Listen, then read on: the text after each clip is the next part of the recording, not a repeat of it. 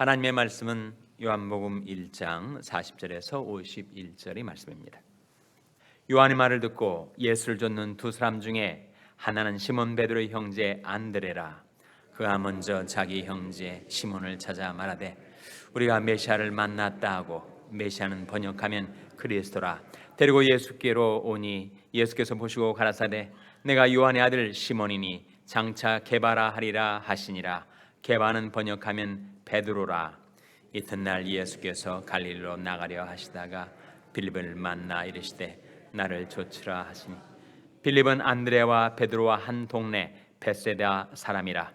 빌립이 나다나엘을 찾아 이르되 모세가 율법에 기록하였고 여러 선자가 기록한 그 일을 우리가 만났으니 요셉의 아들 나사렛 예수니라. 나다나엘이 가로되 나사렛에서 무슨 선한 것이 날 수 있느냐? 빌립이 가로되 와보라 하니라. 예수께서 나다나엘이 자기에게로 오는 것을 보시고 그를 가리켜 가라사대 보라, 이는 참 이스라엘 사람이라. 그 속에 간사한 것이 없도다. 나다나엘이 가로되 어떻게 나를 아시나이까? 예수께서 대답하여 가라사대 빌립이 너를 부르기 전에 네가 무화과 나무 아래에 있을 때 보았노라. 나다나엘이 대답하되 라삐여, 당신은 하나님의 아들이시오, 당신은 이스라엘의 임금이로소이다. 예수께서 대답하여 가라사대 내가 너를 무화과 나무 아래에서 보았다므로 믿느냐? 이보다 더 큰 일을 벌이라. 또 가라사대 진실로 진실로 너에게 이르노니 하늘이 열리고 하나님의 사자들이 인자 위에 오르락 내리락 하는 것을 보리라 하시니라. 아멘. 할렐루야. 저희 평강의 복을 기원하는 마음으로 샬롬 인사 나누시기 바랍니다. 샬롬. 샬롬. 잘 나오셨습니다. 오늘 금요 찬양 기도회가 7시 반부터 1시간 진행이 되고, 우리 중고등부 모임 역시 오늘 금요일 날 7시 반에 모이게 되겠습니다. 우리가 요한복음 말씀을 상고해 나오고 있는데, 오늘은 예수님과 첫 제자들의 만남을 보여주고 있는 말씀이죠. 당시에 이스라엘 청년들은 메시아 대망 사상이 있었습니다. 근데 세례 요한이 와서 워낙 능력 있게 말씀을 증거하는 것을 보고 이분이 바로 메시아가 아니겠는가라고 쫓았던 두 청년이 있었는데, 한 사람은 요한이고 바로 요한복음의 기록자죠. 또 한 사람은 누구예요? 바로 안드레였습니다. 근데 안드레의 형제가 있었는데 그 사람이 예수님께로 인도를 받아서 그 예수님을 믿고 나중에 훌륭한 사도가 되었죠. 그 사람이 누굽니까? 바로 베드로죠. 베드로. 본명은 시몬, 아람어로는 게바, 헬라어로는 베드로.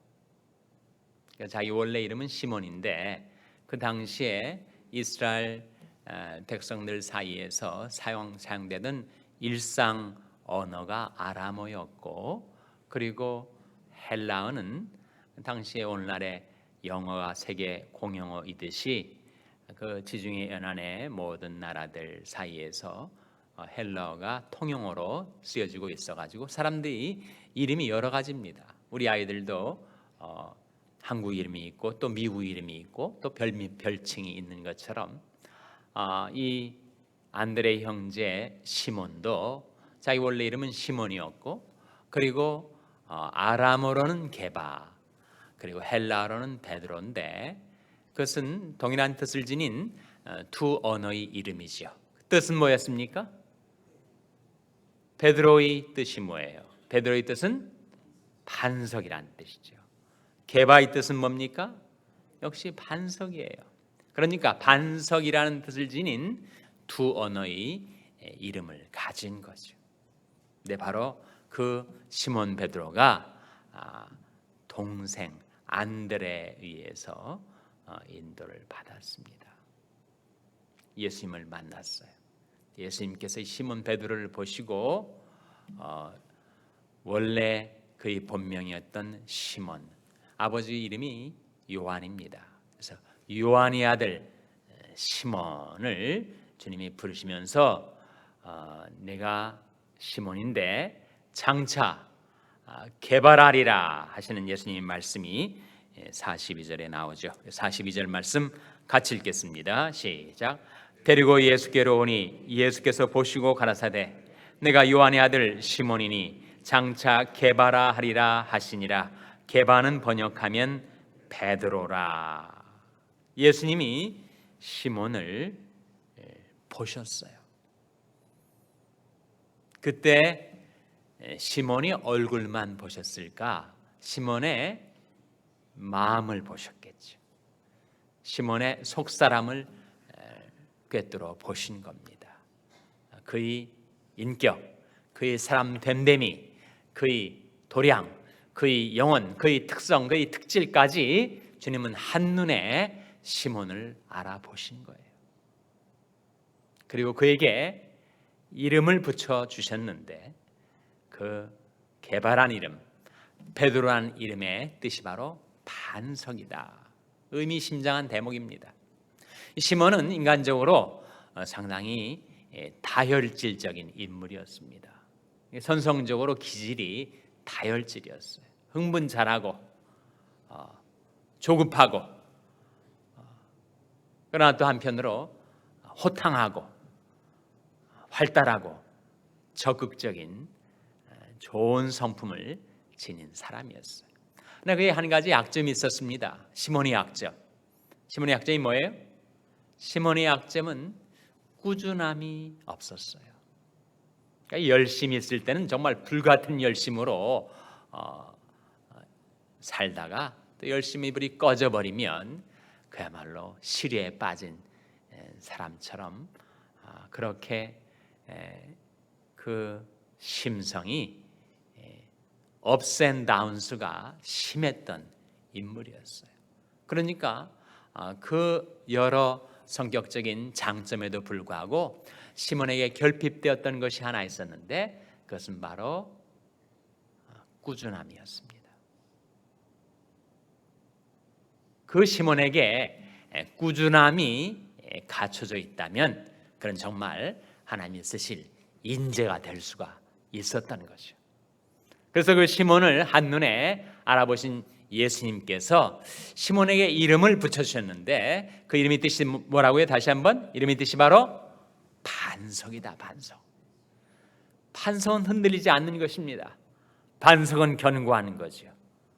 그래서 물처럼 흔들리던 시몬이 반석처럼 견실한 인격의 사람으로 바뀌어질 것을 주님이 보여주신 거예요. 예수님께서 이름만 그렇게 바꿔주신 것이 아니라 주님이 손 안에서 시몬 베드로를 변화시키시고 단련시키신 것입니다. 그래서 초대교회에 정말 반석처럼 초대교회를 든든히 세우는 데 쓰임받았던 인물이 다름 아닌 바로 이 시몬 베드로가 아니었습니까? 우리가 예수님을 만났을 때, 우리가 예수님을 믿었을 때 주님은 한눈에 나를 다 알아보셨을 거예요. 내 장점이 무엇이고 단점이 무엇인지, 내 강점이 무엇이고 내 약점이 무엇인지, 나의 특성, 나의 특질. 주님은 나라는 한 사람을 사이즈 업 다 알아보신 겁니다. 그리고 내게 비전을 보여주신 거예요. 나 요한은 심장을 살피고 폐부를 시험한다. 그런 말씀이 나옵니다. 하나님께서 사실 인간의 마음을 지으셨어요. 시편 34편에 나온 대로 저는 일반의 마음을 지으시며, 하나님께서 사람의 마음을 다 지으셨는데 그 마음마다 특성이 있습니다.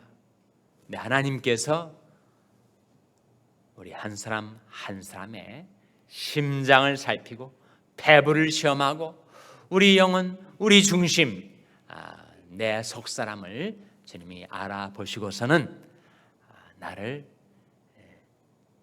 변화시키기 시작하신 것입니다. 그래서 그렇게 안정감이 없었던 시몬, 그 여러 가지 장점에도 불구하고 그렇게 휘청거리고 흔들리기 잘했던 그 시몬을 요동치 않는 반석처럼 그의 인격, 그의 인생, 그의 신앙을 견고하게 세워주신 겁니다.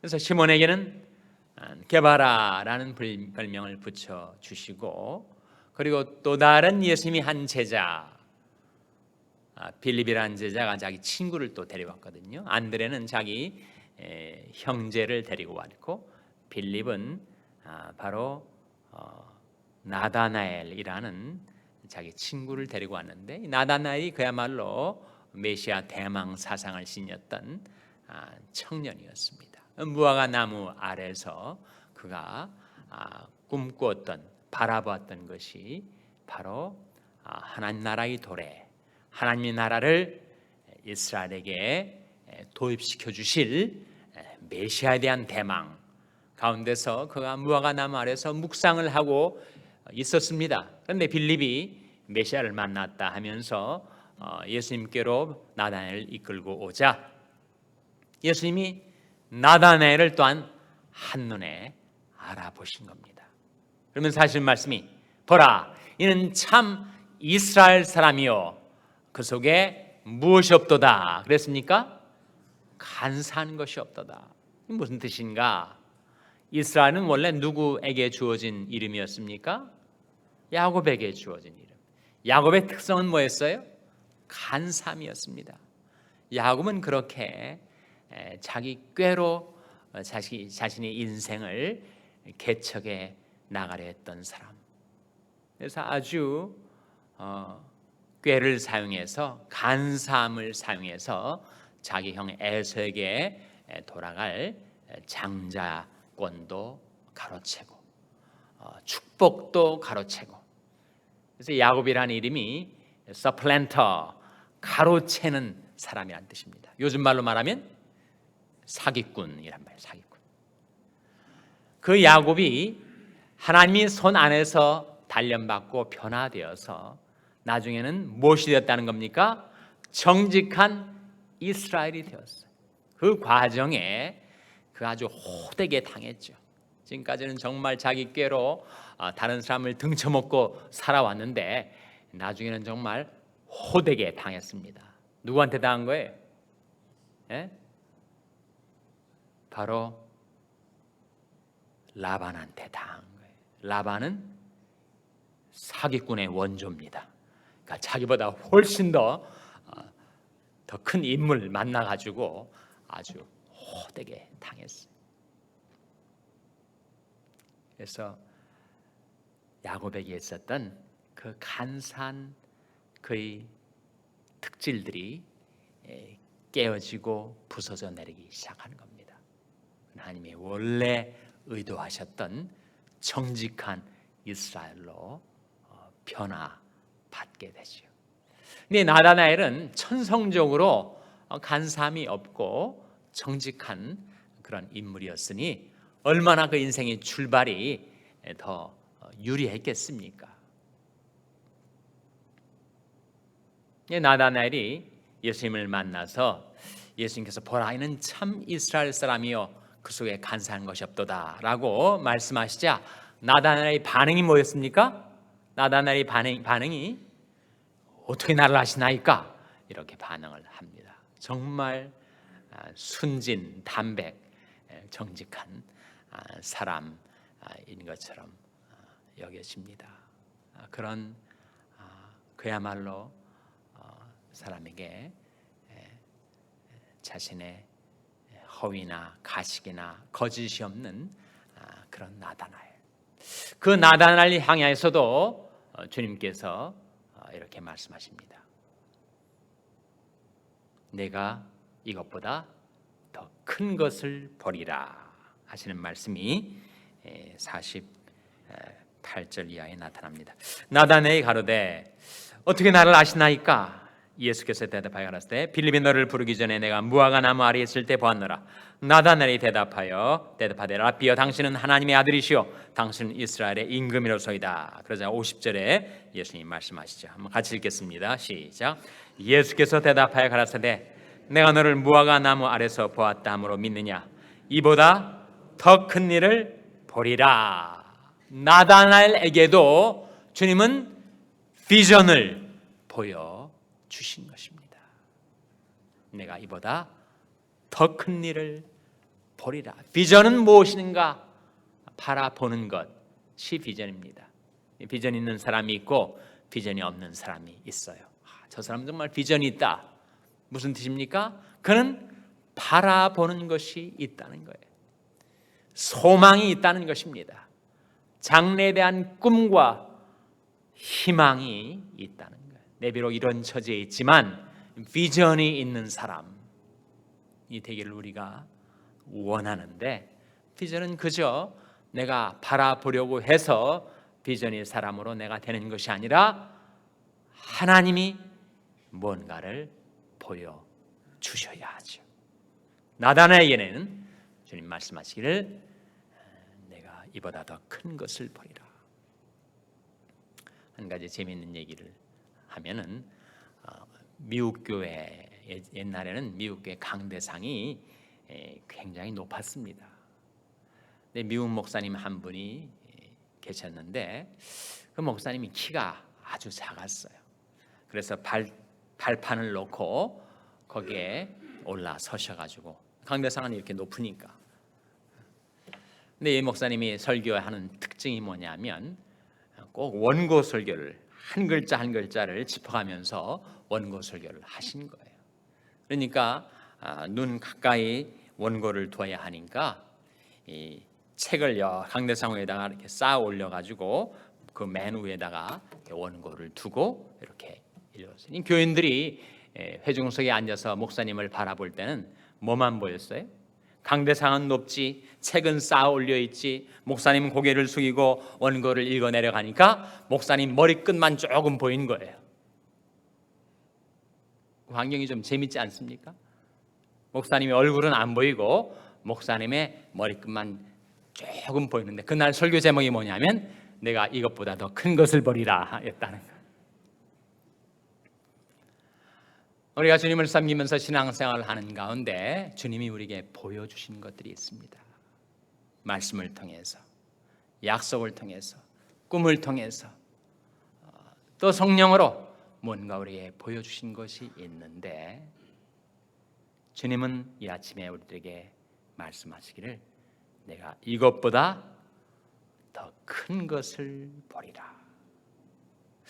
사람들이 좋아하는 욥기 말씀 8장에 나온 말씀 중에 내 시작은 미약하였으나 내 나중은 뭐라고 했습니까? 심히 창대하리라 하는 놀라운 약속이 있는데, 누구에게나 다 자동적으로 주어진 약속이 그렇지 않다는 거예요. 조건이 있습니다. 내가 만일 하나님을 부지런히 구하며 전능하신 이에게 빌고 또 청결하고 정직하면 정녕 너를 돌아보시고 내 의로운 집으로 형통하게 하실 것이라. 내 시작은 미약하였으나 내 나중은 심히 창대하리라. 그 문맥을 우리가 살펴야 됩니다. 누구에게 그 약속이 주어지는 것인가? 하나님 누구에게 비전을 보여주시고 누구에게 그 인생이 비록 지금은 초라하고 미약할지라도 나중은 심히 창대케 되게 만들어 주시는가? 내가 만일 하나님을 부지런히 구하며 전능하신 이에게 빌고 청결하고 정직한 사람에게. 그래서 시편 105편 4절에 보면 여호와를 구하라, 여호와의 능력을 구하라, 여호와의 얼굴을 구하라, 그런 말씀이 나옵니다. 여호와와 그 능력을 구할지어다, 그 얼굴을 항상 구할지어다. 그래서 오늘 나다나엘에게 예수님께서 이보다 더 큰 일을 보리라 하면서 말씀하신 그 큰 일의 내용이 51절에 나옵니다. 한번 같이 읽겠습니다. 51절 말씀 같이 읽겠습니다. 시작.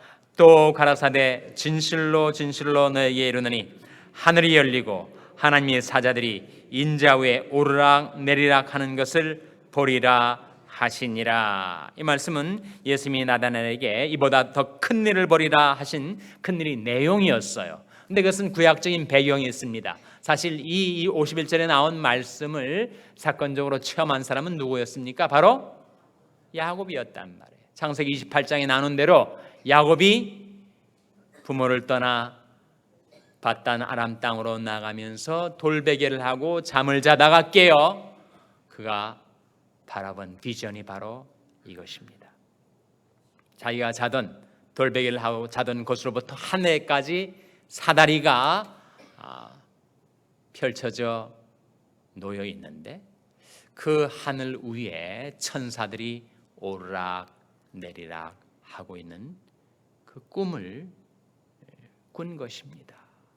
그 내용이 뭐예요? 여러분, 하나님의 사자들이 오르락 내리락 한다라는 것은 무엇을 의미합니까? 바로 하나님과의 교통이 이루어지고 있다는 거예요.